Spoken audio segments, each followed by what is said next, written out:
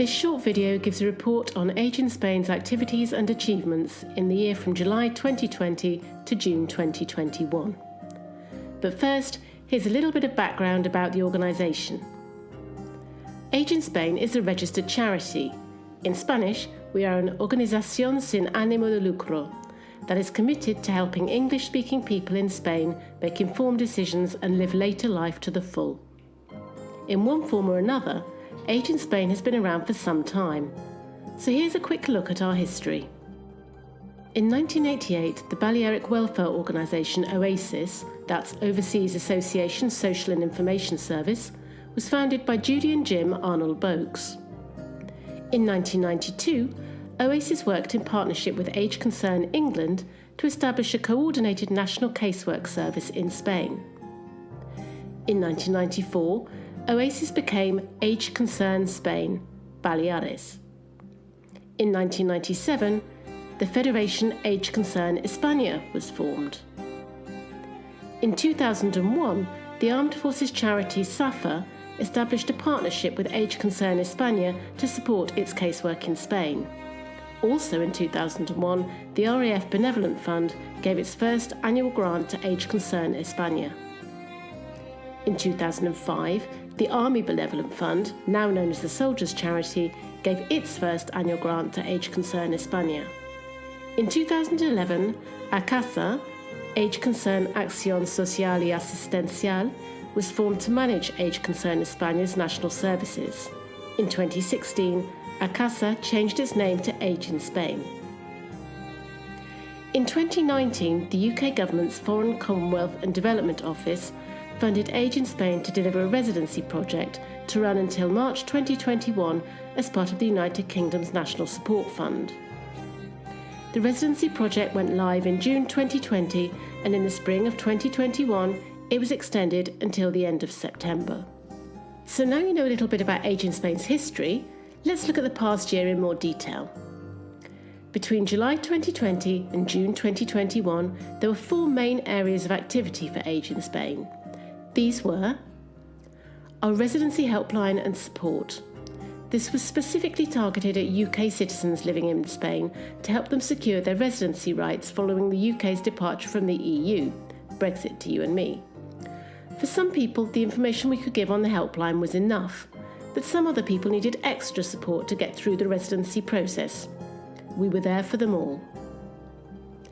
Our information service provided detailed information for people dealing with the residency process and other aspects of life in Spain.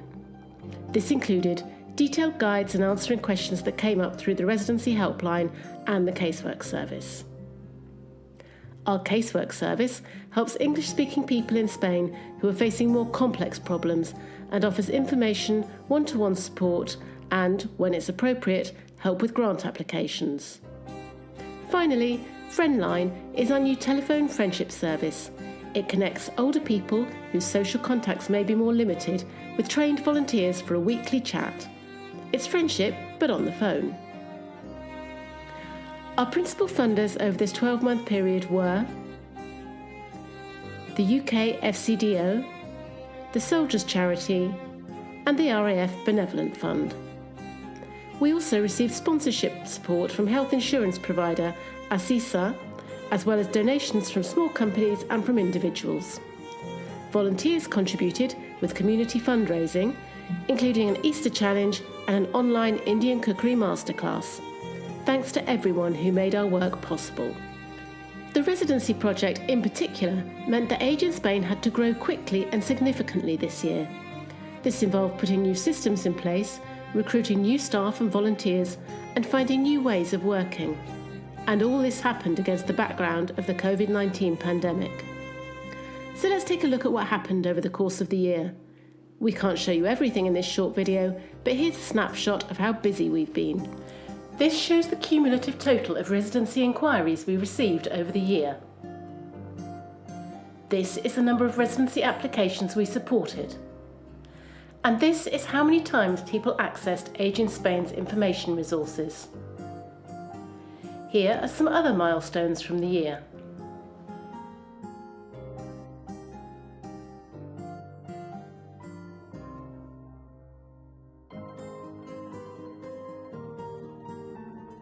And let's look at some other key statistics for the 12 months between July 2020 and June 2021. 75% of the people who contacted us were UK nationals. 51% were 60 and above. These were the top 6 reasons why people contacted us. This is the employment or pension status of people who contacted us. 72% of people who contacted us were already living full-time in Spain.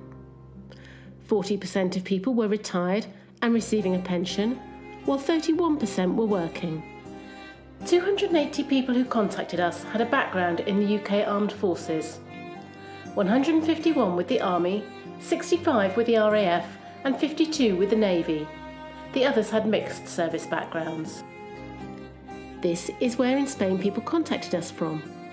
We've highlighted the regions where Age in Spain is responsible for delivering residency support.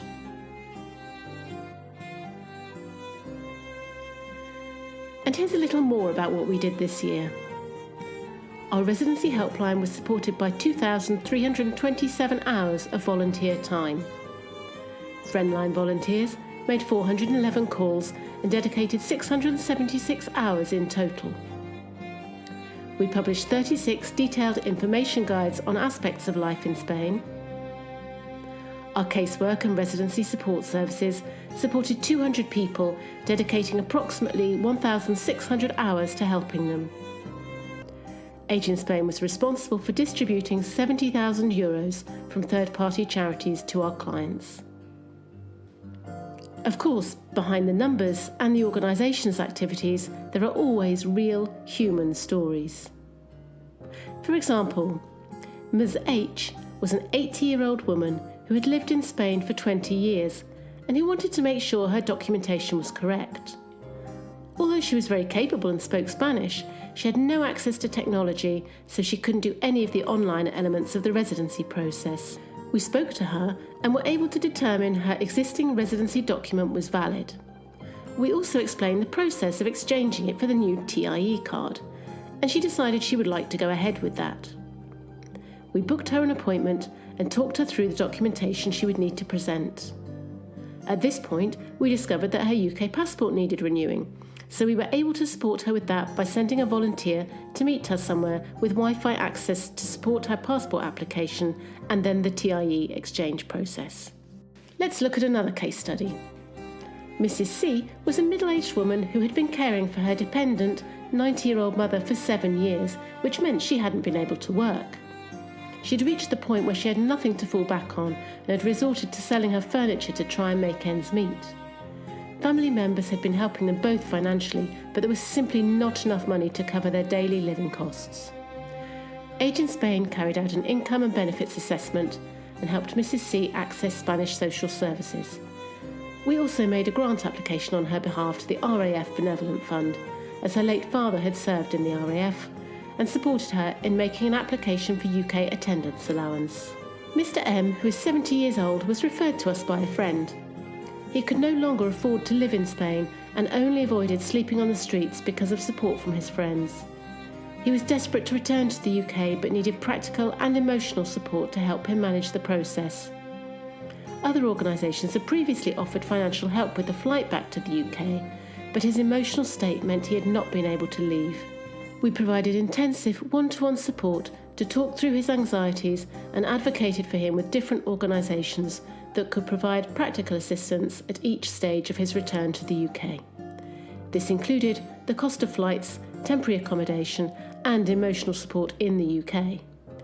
Ms. H has lived near Cartagena for a number of years and initially contacted Age in Spain with a residency inquiry and also for support in accessing her UK pension. Although she has friends and a social life in Spain, a member of the Age in Spain team suggested she might benefit from joining Friendline as she lives alone in an isolated location. She says that at first she was a little unsure whether it was something she wanted to do, but now confirms she has some great chats with her Friendline volunteer and really looks forward to the weekly calls. She says, "I'm quite a private person and it took a couple of times to get used to, but now I really love the calls and I would recommend anyone else who's thinking about it to take the step and sign up."